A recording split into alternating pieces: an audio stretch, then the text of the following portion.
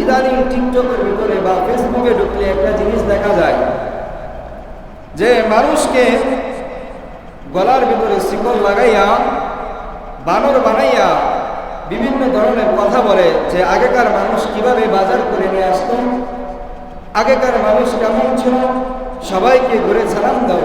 কিন্তু মানুষকে বানর বানাইয়া তারা ফেসবুকে এইসব ভিডিও আপলোড করে। তারা আজ কোথায় দাঁড়িয়েছে? তারা এটা বোঝাতে চাচ্ছে যে মানুষ বানরের জাত। কথা বলেন ঠিক কিনা? মানুষ বানরের জাত। বানর আল্লাহ রাব্বুল আলামিন এটা আল্লাহ তাআলার আলাদা এক সৃষ্টি জীব, আর মানুষ আল্লাহ রাব্বুল আলামিনের অপর এক সৃষ্টি। বানর বানাইয়া বানাইয়া বিভিন্ন ধরনের ভিডিও বানায় মানুষ। হায় আফসোস, আপনারা শোনেন নাই যে মানুষ বানর থেকে তৈরি? কিছুদিন আগে এই কথা বাইরে হয়েছিল না? ওই কথার ইহুদি যারা আছে তারা মিডিয়ার মাধ্যমে তুলে ধরতেছে।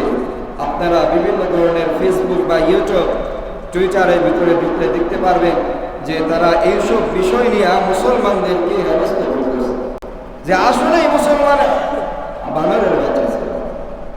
নাউযুবিল্লাহ পড়েন। আল্লাহ রাব্বুল আলামিন দুনিয়াতে মানুষ বানাইছে, দামি মানুষ বানাইছে। কি বানাইছে?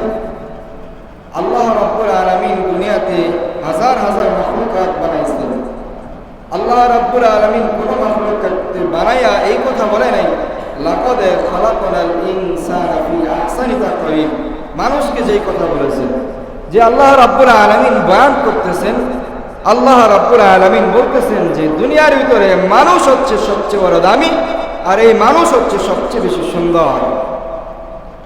দুনিয়াতে দেখেন, যাই দেখেন না কেন, সব কিছু মানুষের থেকে অসুন্দর। আমরা মানুষ হয়তো মানুষ হতে পারলাম না,